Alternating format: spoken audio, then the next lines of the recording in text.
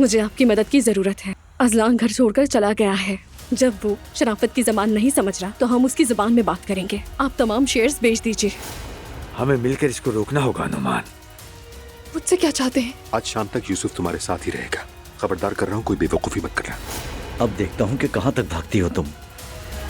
क्या हो रहा है? कौन हो तुम? मीरे, तुम गाड़ी में बैठो, सुन क्यों नहीं रही हो? दफाओ। तुम्हारी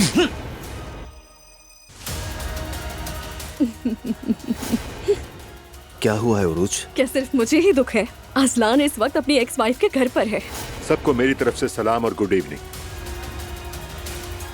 यूसुफ, मुस्तफा और नाइला के दरमियान दरार डालने के लिए उरूज साहिबा ने कहा था मुझे।